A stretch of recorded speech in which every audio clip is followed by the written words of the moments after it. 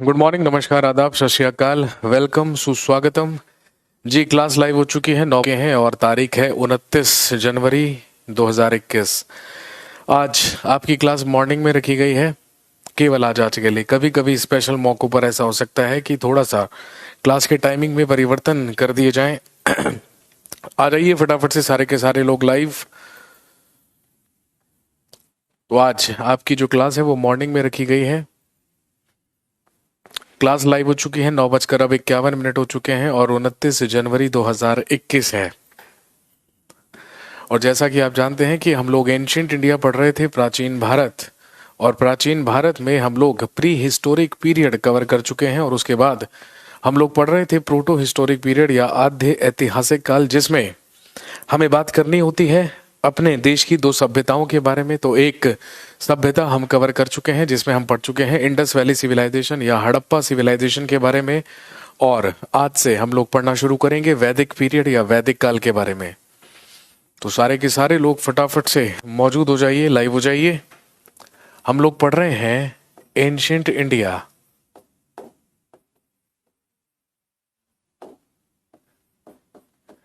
या प्राचीन भारत।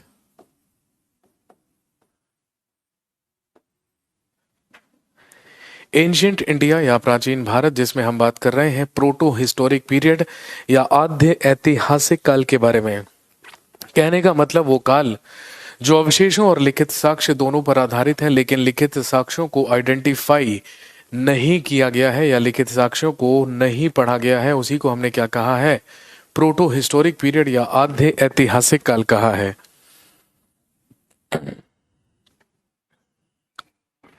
और चलिए नेक्स्ट टॉपिक हेडिंग डाल लीजिए। आज हम शुरू करेंगे पढ़ना अबाउट वैदिक पीरियड या वैदिक काल के बारे में।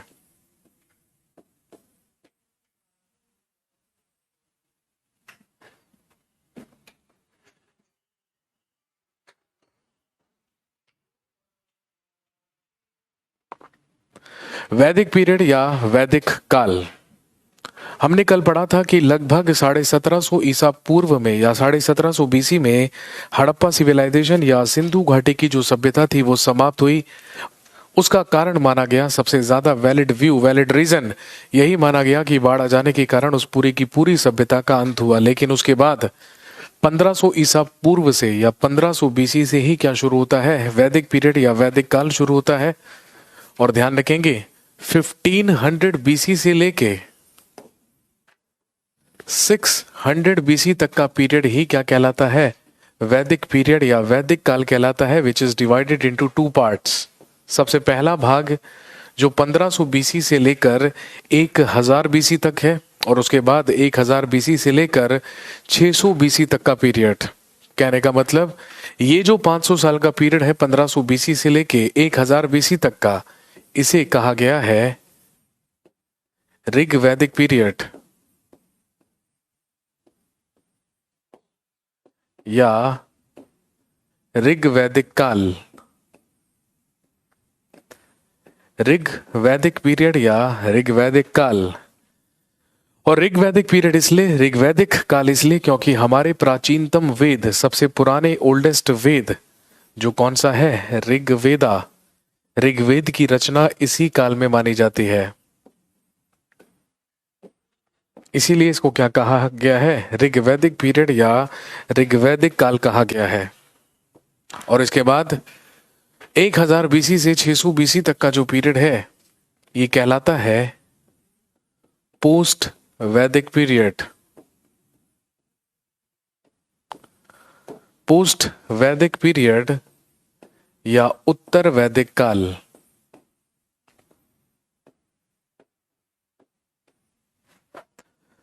पोस्ट वैदिक पीरियड या उत्तर वैदिक काल, जिसमें हमारे अन्य 3 वेदों की रचनाएं हुई हैं, जो कौन कौन से हैं? सामवेदा या सामवेद,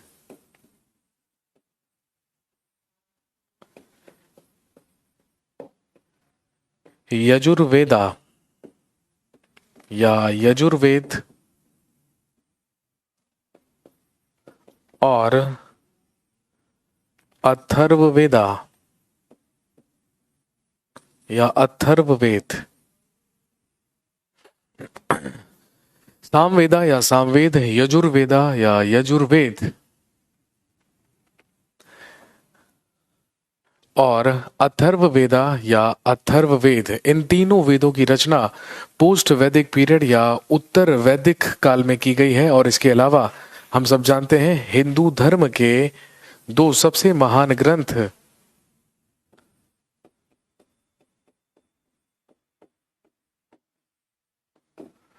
जो कौन कौन से हैं? रामायण और महाभारत।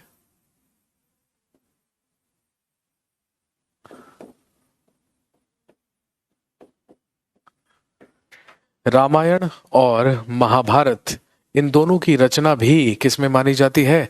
पोस्ट वैदिक काल में मानी जाती है या उत्तर वैदिक काल में मानी जाती है। रामायण की रचना हम सब जानते हैं महर्षि वाल्मीकि के द्वारा की गई थी,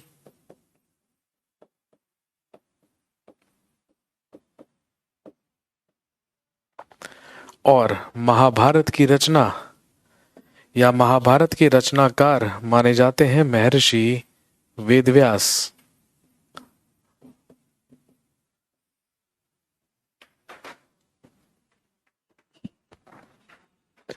और इन दोनों का रचना काल भी क्या माना जाता है? पोस्ट वैदिक पीरियड या उत्तर वैदिक काल माना जाता है।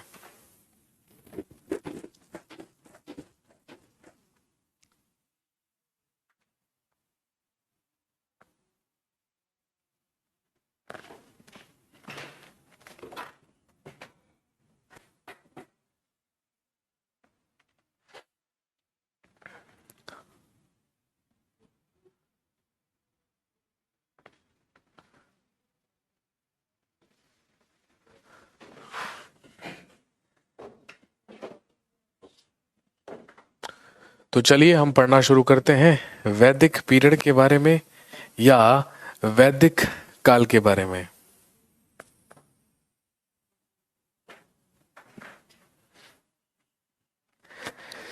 सिंधु घाटी सभ्यता खत्म होने के बाद या हड़प्पा सिविलाइजेशन की समाप्ति के बाद, उसके नष्ट हो जाने के बाद हमारे पास ये जानकारी है कि 1500 बीसी में 1500 ईसा पूर्व में भारत में आगमन हुआ आर्यंस का या आर्यों का। और हम सब जानते हैं आर्य का मतलब क्या होता है? सुपीरियर या श्रेष्ठ।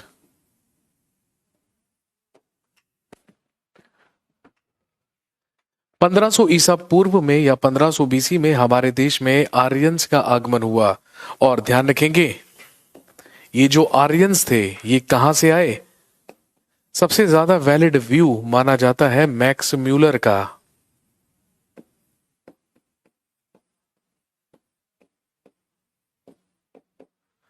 सबसे ज्यादा वैलिड व्यू माना जाता है मैक्स म्यूलर का, और मैक्स म्यूलर के ही अनुसार आर्यंस का भारत में आगमन कहां से हुआ है?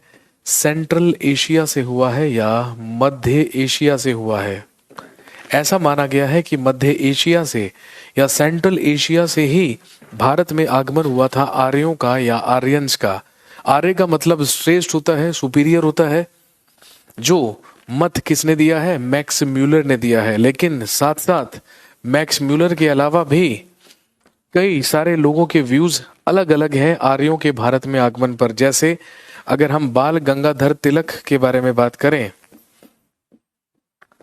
तो बाल गंगाधर तिलक ने कहा कि आर्यंस भारत में कहां से आए थे?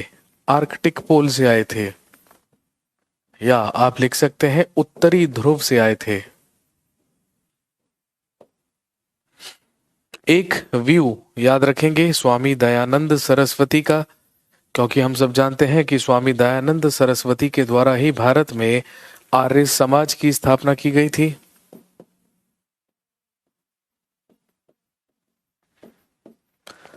और ध्यान रखेंगे स्वामी दयानंद सरस्वती के अनुसार जो आर्यंस थे ये कहां से बिलोंग करते थे?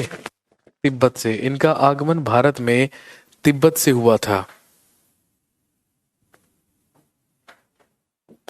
और यदि हम एडोल्फ हिटलर के बारे में बात करें तो हम सब जानते हैं कि हिटलर ने आर्यंस को क्या माना है? जर्मन माना है। अलग अलग लोगों के द्वारा अलग अलग व्यूज या अलग अलग मत दिए गए हैं, लेकिन सबसे ज्यादा जो वैलिड व्यू है वो मैक्स म्यूलर का माना जाता है। और मैक्स म्यूलर के ही अनुसार भारत में आर्यंस का जो आगमन हुआ है वो कहां से हुआ है? सेंट्रल एशिया या मध्य एशिया से हुआ है।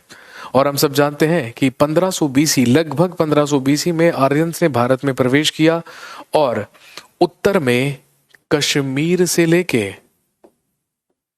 दक्षिण में उत्तरी राजस्थान तक,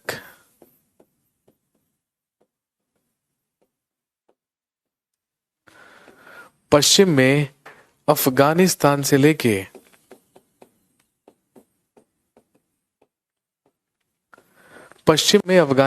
लेकर और पूर्व में पश्चिमी गंगा तट तक संपूर्ण उत्तर और उत्तर पश्चिमी भारत पर आकर अधिकार किया। किसने? आर्यंस ने या आर्यों ने।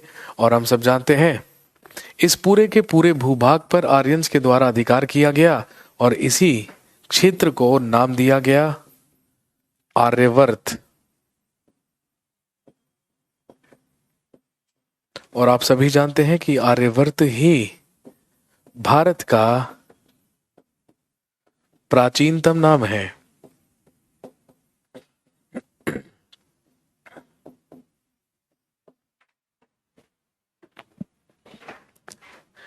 इसी क्षेत्र को आर्यवर्त कहा जाता है और इसी आर्यवर्त क्षेत्र पर या भारत के उत्तर और उत्तर पश्चिमी भाग पर ही आर्यंस ने अधिकार किया और एक और सभ्यता की शुरुआत की, एक और सिविलाइजेशन शुरू की जो कि एक ग्रामीण सभ्यता मानी जाती है, एक रूरल सिविलाइजेशन मानी जाती है, विच इज नोन एज वैदिक सिविलाइजेशन। तो ध्यान रखेंगे इसी आर्यवर्त क्षेत्र पर शुरुआत हुई वैदिक सिविलाइजेशन की।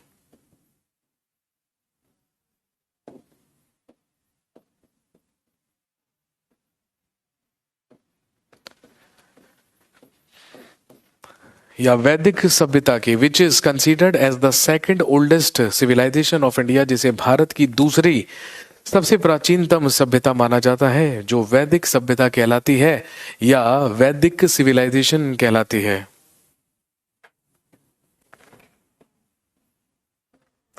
और ध्यान रखेंगे ये जो वैदिक सिविलाइजेशन है, ये जो वैदिक सभ्यता है, इसको क्या माना गया है? एक रूरल सिविलाइजेशन माना गया है या इसको एक ग्रामीण सभ्यता माना जाता है।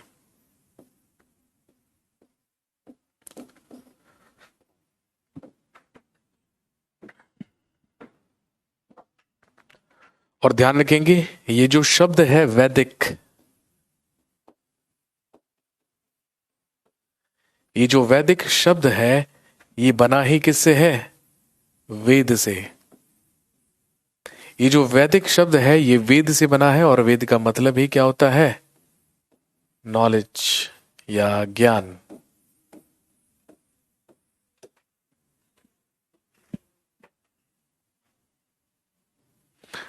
और ज्ञान तो वही देगा जो ज्ञानी होगा, इसीलिए ध्यान रखेंगे जो ज्ञानी होगा वो डेफिनेटली क्या होगा? सुपीरियर, श्रेष्ठ होगा। इसीलिए आर्य का मतलब ही क्या होता है? सुपीरियर होता है, श्रेष्ठ होता है।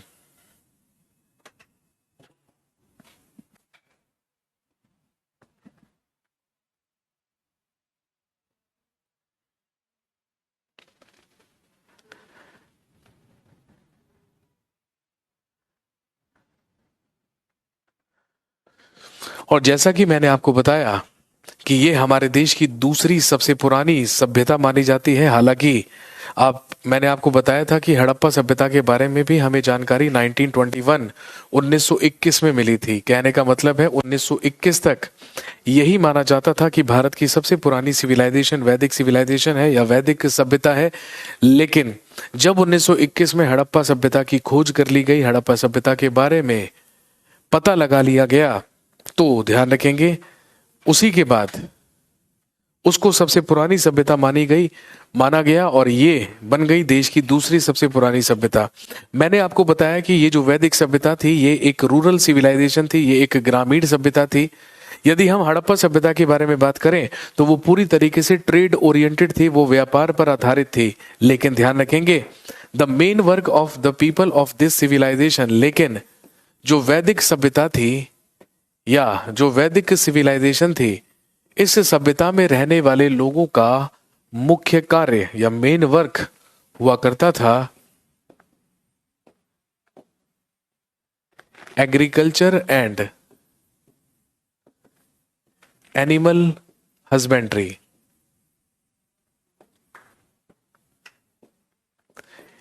कृषि एवं पशुपालन।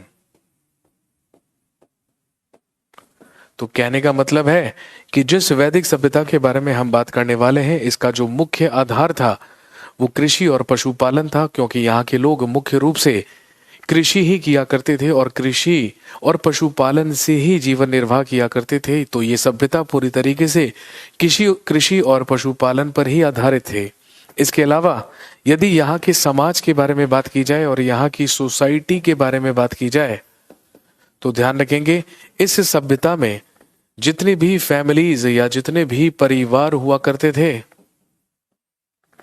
वो सारी की सारी फैमिलीज फादर्स डोमिनेटिंग हुआ करती थी या पितृसत्तात्मक हुआ करती थी।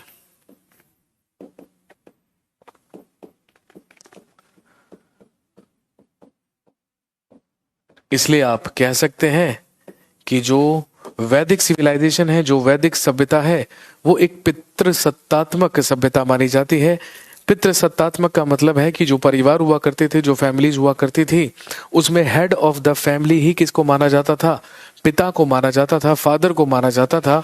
और उस पूरे के पूरे परिवार में पिता की ही सत्ता चलती थी, पिता का ही डोमिनेंस चलता था।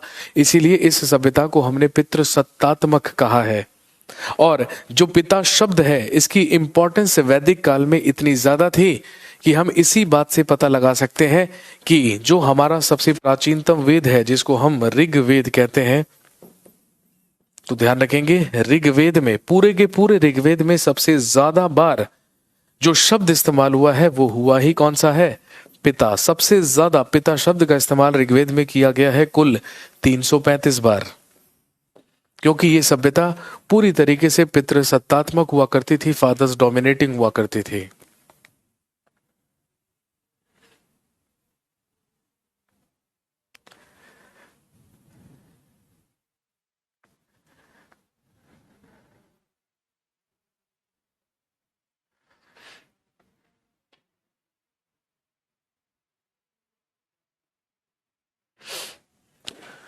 और यदि हम वैदिक पीरियड के बारे में बात करें तो आप अच्छी तरीके से जानते हैं कि वैदिक पीरियड के बारे में जो ज्यादातर जानकारियां हैं वो हमें कहां से मिली हैं?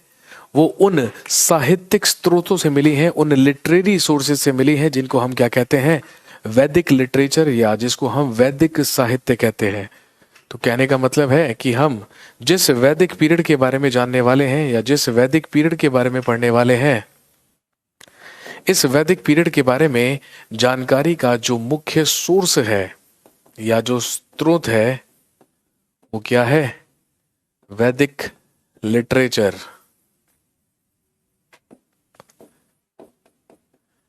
या वैदिक साहित्य।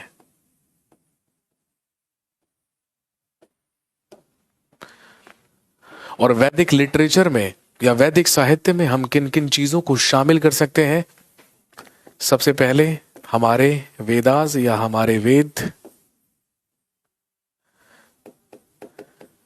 हमारे विभिन्न वेदों के ब्राह्मण टेक्स्ट्स या ब्राह्मण ग्रंथ। इसके अलावा इस पीरियड के बारे में हमें जानकारी मिलती है किससे? फ्रॉम द उपनिषदास या उपनिषद से। और एक लिख लीजिएगा, आर्यणक।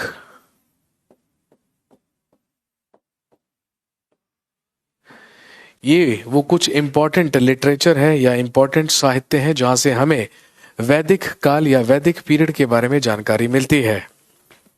तो सबसे पहले हम बात करेंगे अबाउट आर वेदास, या अपने वेदों के बारे में। आप सब जानते हैं हमारे पास मुख्य रूप से 4 वेद हैं, ऋग्वेद, सामवेद, यजुर्वेद और अथर्ववेद, जिसमें से सबसे पुराना और प्राचीनतम वेद कौन सा माना जाता है? ऋग्वेद माना जाता है। और अकेले ऋग्वेद की रचना ऐसा माना गया है और ऐसा माना जाता है कि 1500 ईसा पूर्व से लेके 1000 ईसा पूर्व तक हुई है। तो सबसे पहले ही हम बात करेंगे किसके बारे में? लिख लीजिए, ऋग्वेदा या ऋग्वेद के बारे में, जिसका रचना काल लगभग 1500 बीसी से लेके 1000 बीसी तक माना जाता है। सबसे पहले लिखेंगे ऋग्वेदा या ऋग्वेद।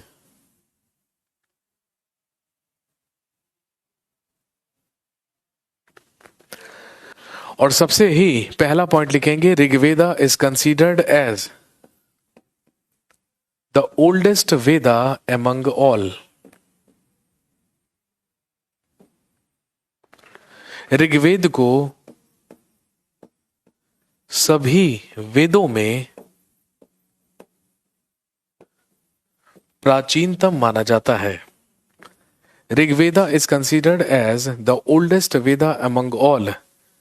सभी वेदों में ऋग्वेद को प्राचीनतम माना जाता है, या सबसे पुराना ही वेद हमारा कौन सा है? ऋग्वेद। और हम सब जानते हैं इट हैज 10 डिविजन्स, इसमें 10 मंडल हैं।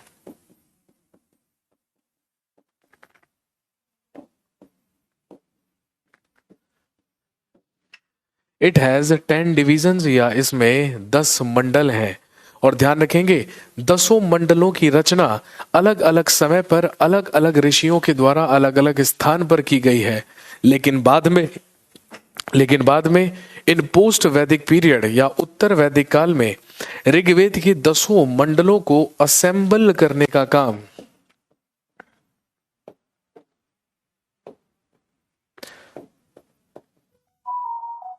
या इसके 10 डिविजन्स या मंडलों को संकलित करने का काम किसके द्वारा किया गया? कृष्ण द्वैपायन वेद व्यास के द्वारा।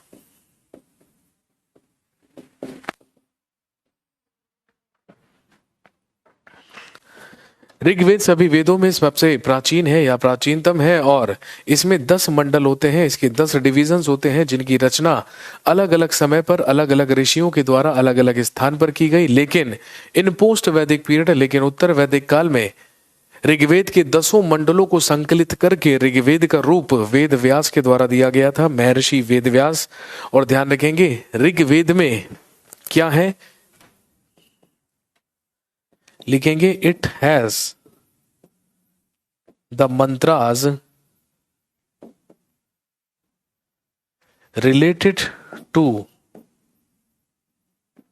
The worship of various gods. इसमें विभिन्न देवताओं की स्तुति से संबंधित, ऋग्वेद में विभिन्न देवताओं की स्तुति से संबंधित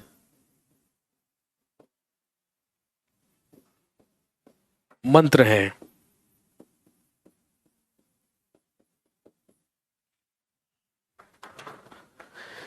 ऋग्वेद में विभिन्न देवताओं की स्तुति से संबंधित मंत्रों का संकलन किया गया है, और it has the mantras related to the worship of various gods. और ध्यान रखेंगे 10 मंडलों के साथ साथ ऋग्वेद में 1028 हाइम्स, जिन्हें हिंदी में क्या कहेंगे? सूक्त कहेंगे। ऋग्वेद में 1028 हाइम्स या 1028 सूक्त, और इसके अलावा 10,462 मंत्र हैं।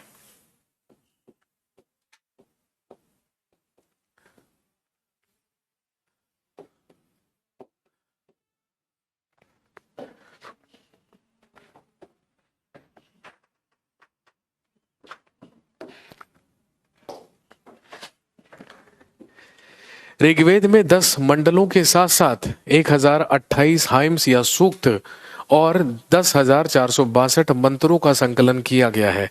और जो इसके 10 मंडल हैं भाई, क्योंकि मैंने आपको बताया 10 मंडलों की रचना अलग अलग समय पर हुई है, तो इसीलिए आपसे पूछेंगे कि बताइए ऋग्वेद के प्राचीनतम या सबसे पुराने मंडल कौन से हैं। तो यदि आपसे प्राचीनतम मंडल पूछे जाएं तो ध्यान रखेंगे 2 से लेकर 7, 2 to 7, 2 से लेकर 7 तक जो मंडल है ऋग्वेद के, उन्हें सबसे प्राचीन या सबसे पुराना माना जाता है। और यदि आपसे नवीनतम मंडल पूछें या न्यूएस्ट डिवीजन पूछें तो ऋग्वेद के सबसे नए मंडल माने जाते हैं पहला और 10वां मंडल।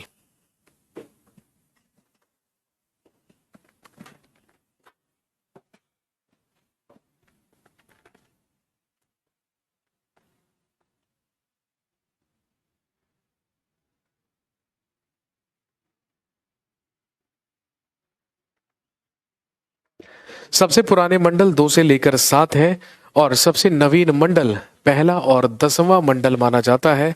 और ध्यान रखेंगे the person who recites the mantras of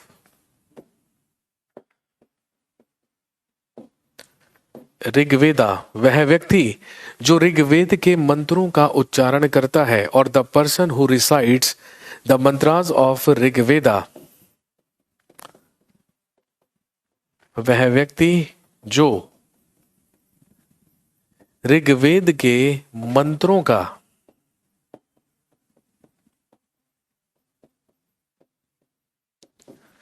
उच्चारण करता है।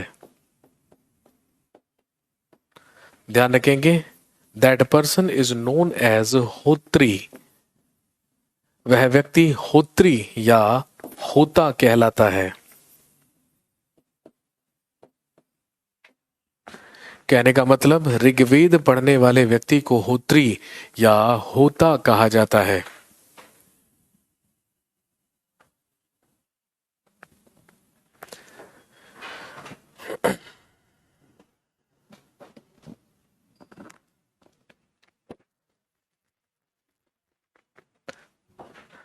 और ध्यान रखेंगे यदि ऋग्वेद के ब्राह्मण टेक्स्ट या ब्राह्मण ग्रंथ के बारे में बात की जाए, सबसे पहले समझेंगे ब्राह्मण ग्रंथ होता क्या है या होते क्या है। क्योंकि वेदों की जो लैंग्वेज थी, वेदों की जो भाषा थी, वो बहुत ज्यादा कॉम्प्लिकेटेड और बहुत ज्यादा जटिल थी, जिन्हें समझ पाना लगभग क्या था, इम्पॉसिबल था। इसीलिए ध्यान रखेंगे वेदों को इजी टू अंडरस्टैंड बनाने के लिए या समझने योग्य बनाने के लिए या समझने में सरल बनाने के लिए वेदों के जो डिस्क्रिप्शंस थे या जो वेदों की व्याख्या थी, उन्हें डिस्क्रिप्टिवली किया गया स्टैंजाज में, या फिर आप कह सकते हैं कि उन्हें इन ब्राह्मण टेक्स्ट में लिखा गया। कहने का मतलब वेदों का ही जो डिस्क्रिप्टिव सिंप्लीफाइड वर्जन है, उन्हीं को क्या कहा जाता है, ब्राह्मण टेक्स्ट या ब्राह्मण ग्रंथ कहा जाता है।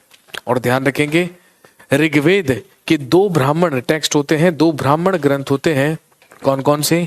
एक लिख लीजिएगा ऐतरेय और दूसरा लिखिए कौशितकी।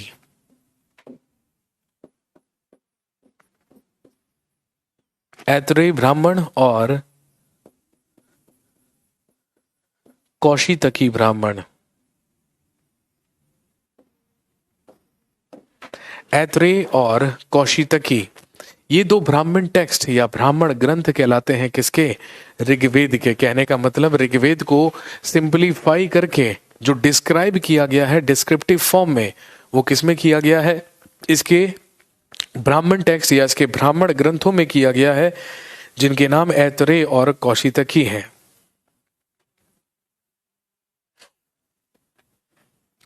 लेकिन यदि हम ऋग्वेद के मंडलों के बारे में बात करें तो ध्यान रखेंगे एग्जाम पॉइंट ऑफ व्यू से ऋग्वेद के 2 मंडल सबसे ज्यादा इंपॉर्टेंट हैं। एक तो ध्यान रखेंगे तीसरा मंडल। ऋग्वेद के तीसरे मंडल की रचना ऋषि विश्वामित्र के द्वारा की गई है।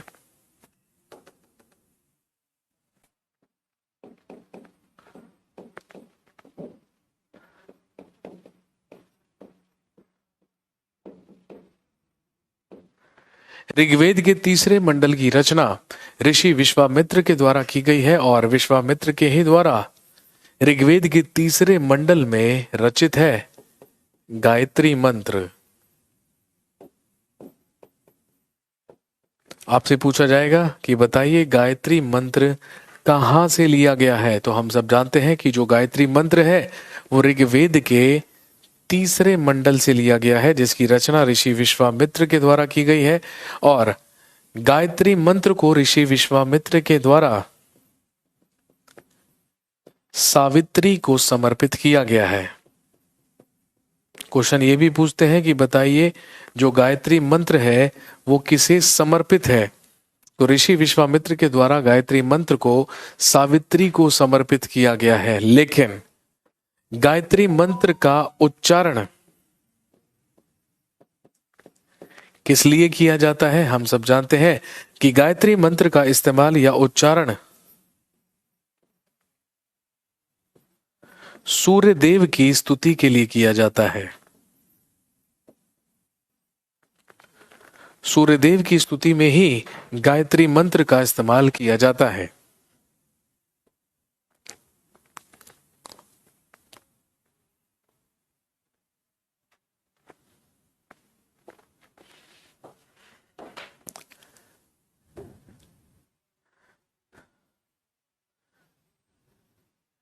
नेक्स्ट ध्यान रखेंगे, अगला इंपॉर्टेंट होता है 10वां मंडल। ऋग्वेद का 10th डिवीजन या 10वां मंडल, जिसकी रचना ऋषि महासूक्ते के द्वारा की गई है।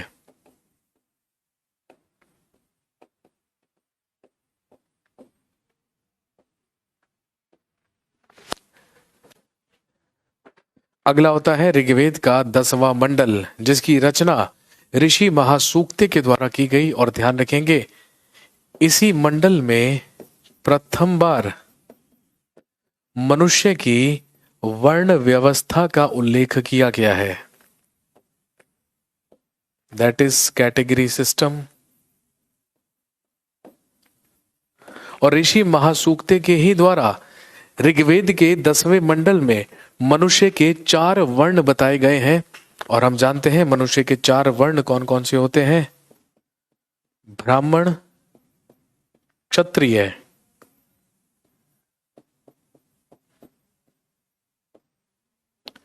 वैश्य और शूद्र। ब्राह्मण, क्षत्रिय, वैश्य, शूद्र, ये मनुष्य के 4 वर्णों का उल्लेख भी हमें सबसे पहले कहां से मिला है? ऋग्वेद से मिला है। और ऋग्वेद के 10वें मंडल में ऋषि महासूक्ते के द्वारा ही बात कही गई है मनुष्य के 4 वर्णों की। भाई आप जानते हैं कि सृष्टि का रचनाकार किसे माना जाता है? ब्रह्मा जी को माना जाता है। और ऐसा माना गया है कि ब्रह्मा जी के शरीर के अलग अलग भागों से उत्पन्न हुए लोग ही क्या कहलाते हैं? ब्राह्मण, क्षत्रिय, वैश्य, शूद्र कहलाते हैं। जिनकी उत्पत्ति ब्रह्मा जी के हेड या मस्तिष्क से हुई है वही क्या कहलाते हैं? ब्राह्मण से, वही ब्राह्मण कहलाते हैं। जिनकी उत्पत्ति ब्रह्मा जी की भुजाओं से हुई है, शोल्डर्स से हुई है, वो कहलाते हैं क्षत्रिय। जिनकी उत्पत्ति पीठ से हुई है उनको कहा जाता है वैश्य। और जिनकी उत्पत्ति ब्रह्मा जी के चरणों से हुई है वही क्या कहलाते हैं? शूद्र कहलाते हैं। ब्राह्मण, क्षत्रिय, वैश्य, शूद्र। तो ये जो मनुष्य के 4 वर्ण हैं या जो 4 कैटेगरीज हैं, इनका सबसे पहला उल्लेख भी हमें कहां से मिला है? ऋग्वेद से ही मिला है। अब हम बात करेंगे ऋग्वेद के विभिन्न मंडलों के बारे में और उन मंडलों से संबंधित ऋषियों के बारे में।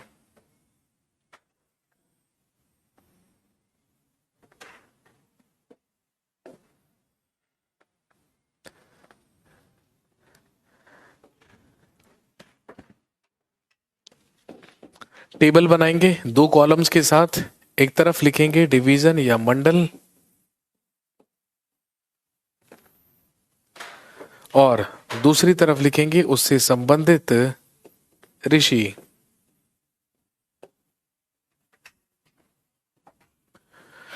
हमने अभी दो मंडलों के बारे में तो बात कर ली, जैसे हमने तीसरे मंडल के बारे में बात की जिसके रचयिता ऋषि विश्वामित्र थे।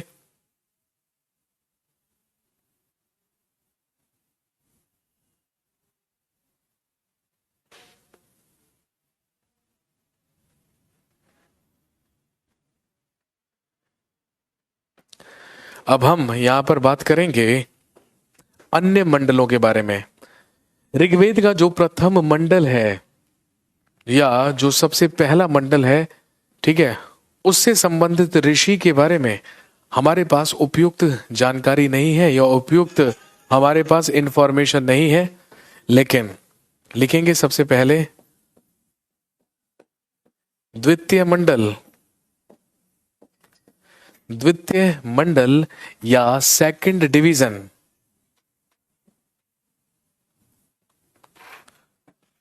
जिसकी रचना ऋषि गृत समद के द्वारा की गई है। इससे संबंधित ऋषि हैं, लिख लीजिएगा गृत समद।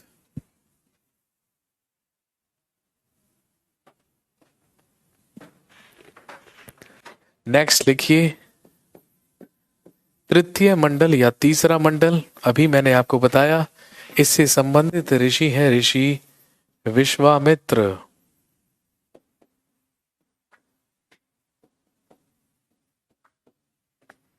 नेक्स्ट फोर्थ या चतुर्थ मंडल, जिससे संबंधित ऋषि हैं वामदेव।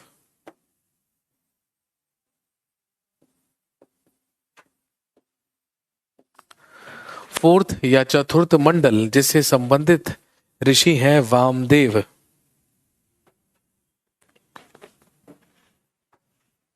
नेक्स्ट फिफ्थ या पांचवा मंडल जिससे संबंधित है ऋषि अत्रि।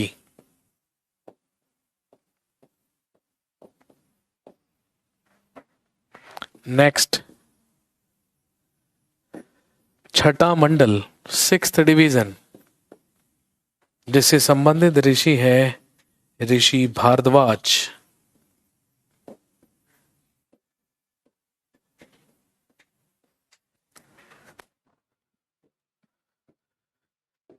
यहां पर भी लिख लीजिए मंडल और ऋषि। छठे मंडल के रचयिता है या संबंधित ऋषि हैं ऋषि भारद्वाज। इसके बाद लिखेंगे सेवेंथ डिवीजन या सातवां मंडल, जिससे संबंधित है ऋषि वशिष्ठ।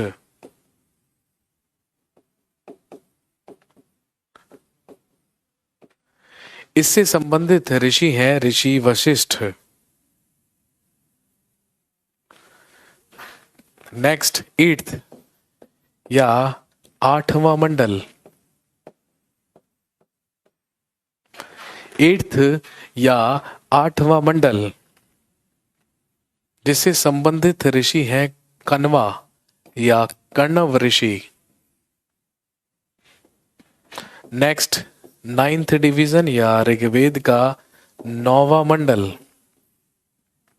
नाइन्थ डिवीजन या नौवां मंडल जिससे संबंधित ऋषि है ऋषि अंगीरा या अंगीरा ऋषि। और आखिरी होता है टेंथ या 10वां मंडल, और अभी अभी मैंने आपको बताया इससे संबंधित ऋषि है ऋषि महासूक्त्य।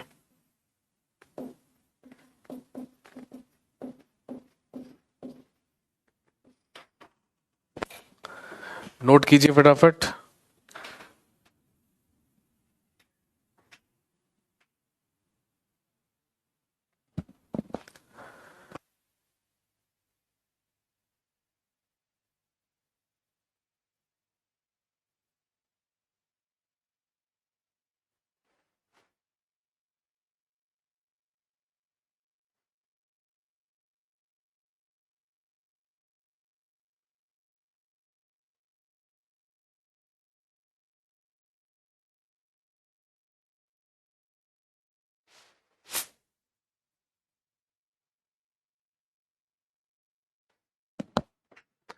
नोट कर लीजिए।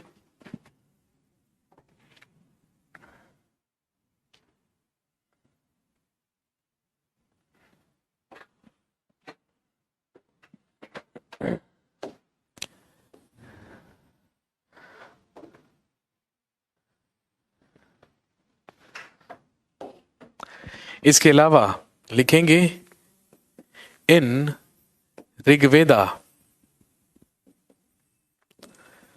The river Saraswati has been described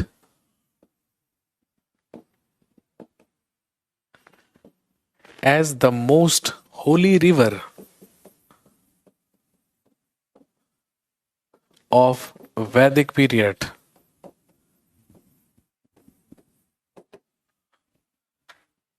Hindi में लिखेंगे ऋग्वेद में वैदिक काल की सबसे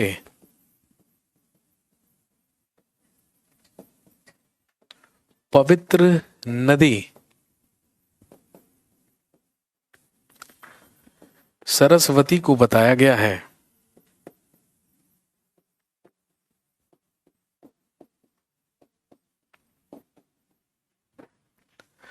In Rigveda, the river Saraswati has been described। 8वें डिवीजन में मैंने लिखा है कण्वा या कण्व ऋषि, KANVA। दोबारा से लिख देता हूं।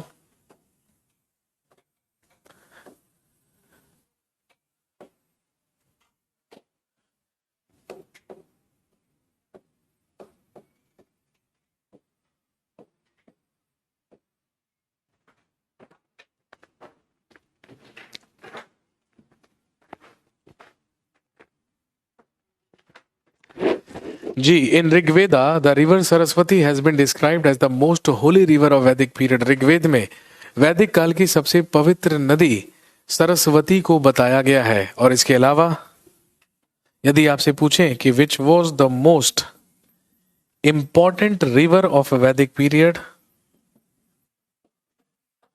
या वैदिक काल की सबसे प्रमुख नदी, वैदिक काल की सबसे प्रमुख नदी मानी जाती है इंडस या सिंधु। कहने का मतलब यदि हम वैदिक पीरियड के बारे में बात करें और वैदिक काल के बारे में बात करें तो ज्यादा इंपॉर्टेंस गंगा और यमुना को नहीं दी गई है या नहीं मिली है। और इसका हमें इसी बात से पता चलता है कि यदि हम गंगा शब्द के बारे में बात करें तो ध्यान रखेंगे गंगा शब्द का इस्तेमाल पूरे के पूरे ऋग्वेद में केवल एक बार हुआ है, वो भी किस रूप में? गौरा के रूप में। और यदि हम यमुना शब्द के बारे में बात करें तो यमुना शब्द का उल्लेख पूरे के पूरे ऋग्वेद में मात्र 3 बार हुआ है, वो भी किस नाम से? कालिंदी के नाम से। भाई हम सब जानते हैं गंगा को ही गौरा कहा जाता है और यमुना को ही कालिंदी। तो यमुना शब्द का इस्तेमाल ऋग्वेद में मात्र 3 बार हुआ है और गंगा शब्द का इस्तेमाल केवल 1 बार। कहने का मतलब कि वैदिक काल में गंगा और यमुना बहुत प्रमुख नदियों में नहीं गिनी जाती थी, क्योंकि सबसे पवित्र नदी सरस्वती मानी जाती थी और सबसे प्रमुख नदी वैदिक काल की हुआ करती थी इंडस या सिंधु।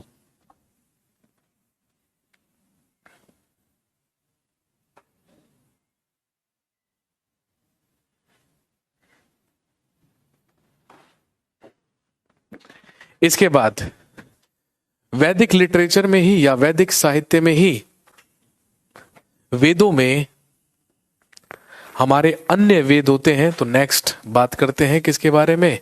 लिखिए सामवेदा या सामवेद के बारे में। अगला होता है सामवेदा या सामवेद।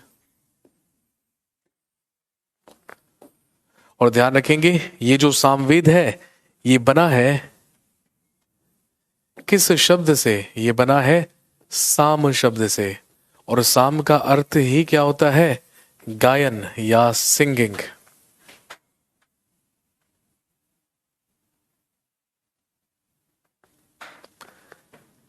सामवेद बना है साम शब्द से, जिसका मतलब है गायन या सिंगिंग। इसीलिए आपसे सवाल पूछेंगे कि बताइए किस वेद को भारतीय संगीत का जनक माना जाता है, और which Veda is considered as the father of Indian music. तो ध्यान रखेंगे, सामवेदा इज कंसीडर्ड एज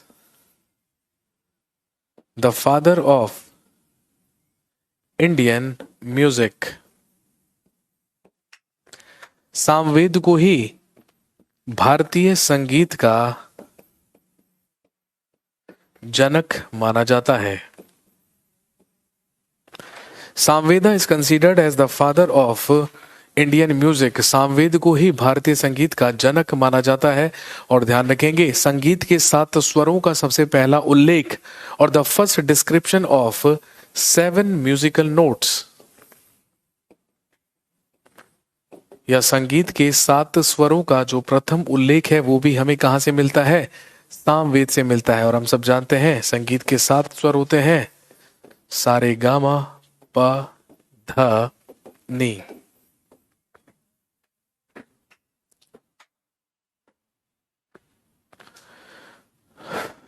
और ध्यान रखेंगे, सामवेद में भी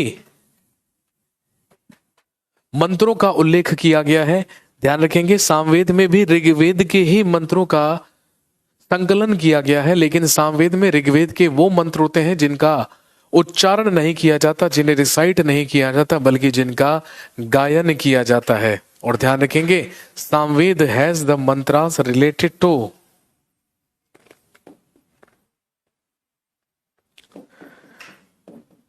Samved has the mantras related to the worship of Suryadev. Samaveda में भी सूर्यदेव की स्तुति से संबंधित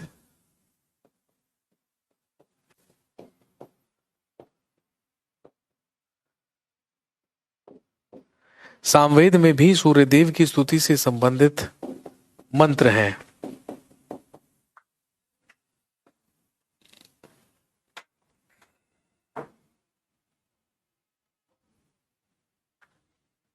और लिखेंगे,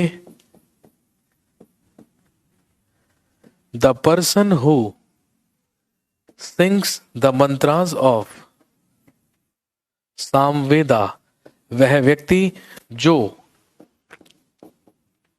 सामवेद के मंत्रों का गायन करता है, ही इज नोन एज उद्गाता, वह उद्गाता कहलाता है।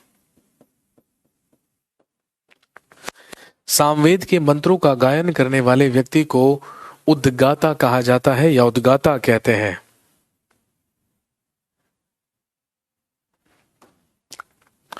और यदि सामवेद का ब्राह्मण टेक्स्ट या ब्राह्मण ग्रंथ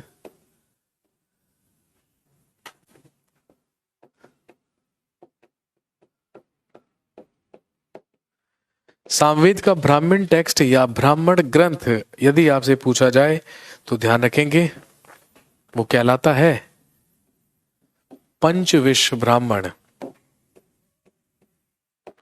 वो कहलाता है पंचविश, जिसे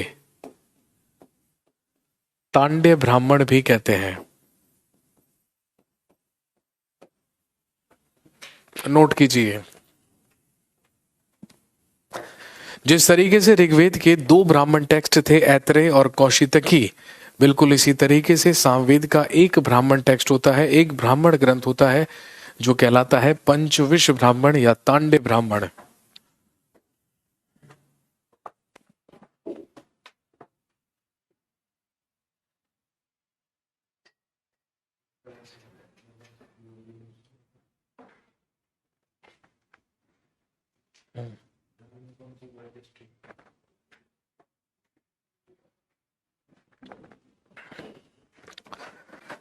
नेक्स्ट,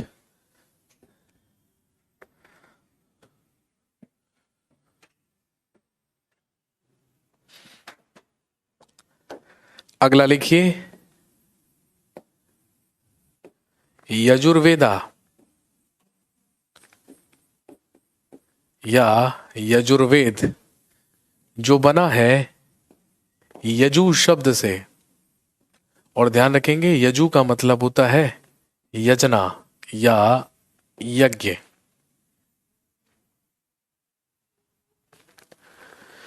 यजुर्वेद बना है यजु शब्द से, जिसका अर्थ यजना या यज्ञ होता है। और लिख लीजिएगा, it has the mantras related to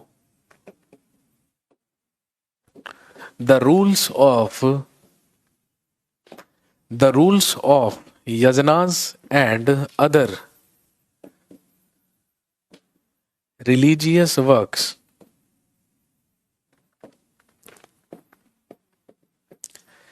इसमें यज्ञों के नियम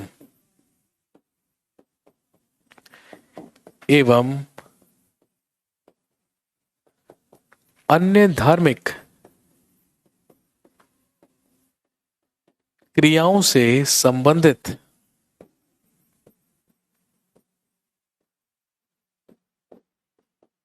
मंत्र हैं।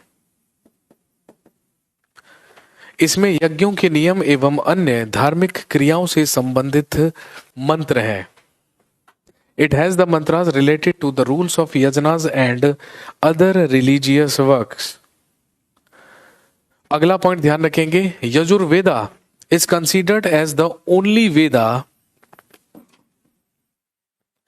या आप लिख सकते हैं कि यह एकमात्र वेद है जो गद्य और पद्य दोनों में है। कहने का मतलब जिसमें स्टैंजास भी हैं और पोइट्री भी है।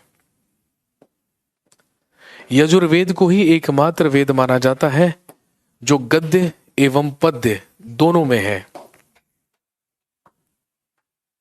और ध्यान रखेंगे, the person who recites the mantras of Yajurveda, वह व्यक्ति जो यजुर्वेद के मंत्रों का उच्चारण करता है, इज नोन एज अधर्व्यू, वह अधर्व्यू कहलाता है। The person who recites the mantras of Yajurveda is known as अधर्व्यू, वह व्यक्ति जो यजुर्वेद के मंत्रों का उच्चारण करता है वह अधर्व्यू कहलाता है।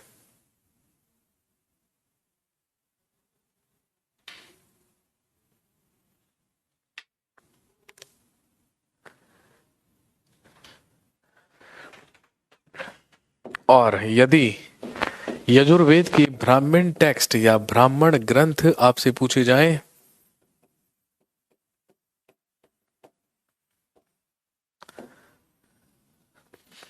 यजुर्वेद के ब्राह्मण टेक्स्ट या ब्राह्मण ग्रंथ के बारे में यदि आपसे पूछा जाए तो ध्यान रखेंगे दो होते हैं, तैत्तिरीय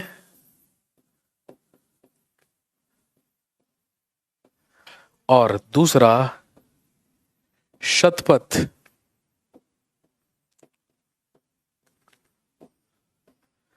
तैत्तिरीय और शतपथ ब्राह्मण नोट कीजिए।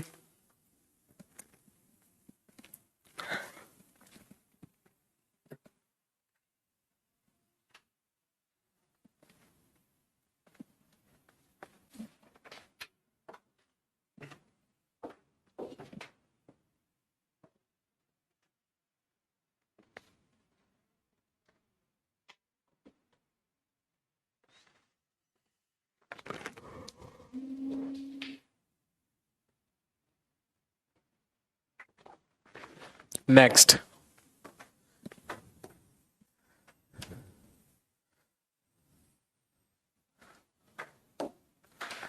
अगला लिखिए, अथर्ववेदा या अथर्ववेद। अथर्ववेदा या अथर्ववेद, सबसे पहला पॉइंट ध्यान रखेंगे, Atharvaveda is considered as the newest Veda among all.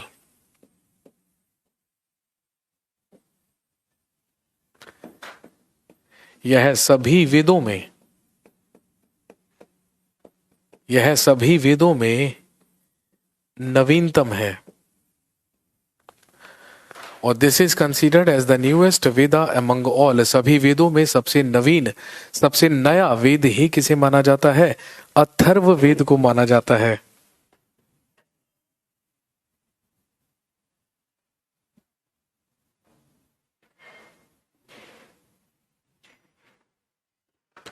और ध्यान रखेंगे, इट हैज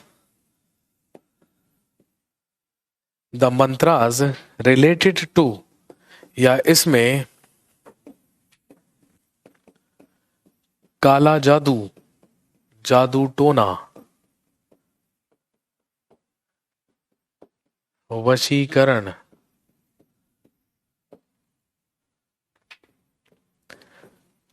अन्य आयुर्वेदिक उपचार, दर्शन आदि से संबंधित मंत्र हैं।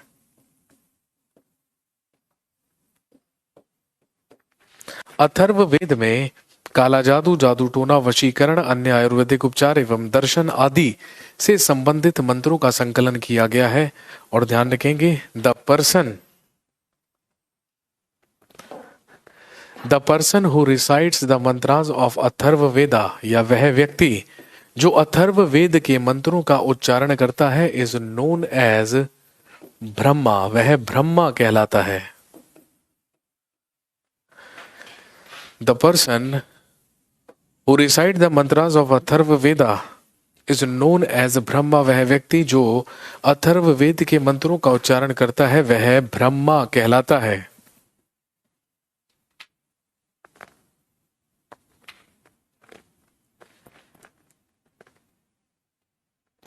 और ध्यान रखेंगे, द ब्राह्मण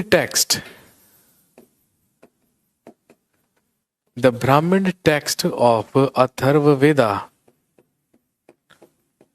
is known as Gopatha Brahmana. इसके ब्राह्मण ग्रंथ को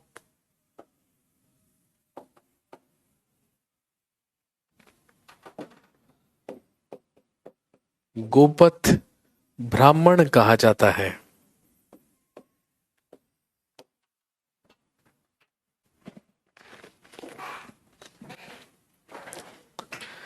तो वैदिक पीरियड में, वैदिक लिटरेचर में हमने बात की अपने सबसे पहले चारों वेदों के बारे में, जो थे ऋग्वेद, सामवेद, यजुर्वेद और अथर्ववेद।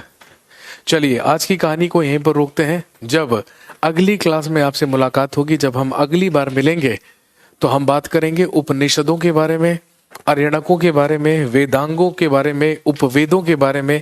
कहने का मतलब उन अन्य वैदिक लिटरेचर या अन्य सोर्सेस के बारे में जहां से हमें वैदिक पीरियड के बारे में जानकारी मिली है। तो कहानी यहीं पर रोकेंगे। अभी अगली क्लास में हम कंप्लीट करेंगे पूरा वैदिक लिटरेचर, और वैदिक लिटरेचर खत्म करने के बाद फिर हम जानेंगे about the society and the characteristics of Rig वैदिक पीरियड एंड पोस्ट वैदिक पीरियड। ठीक है, तो चलिए अगली क्लास में मिलते हैं और कहानी को यहीं से आगे बढ़ाते हैं। Thank you very much, have a nice day.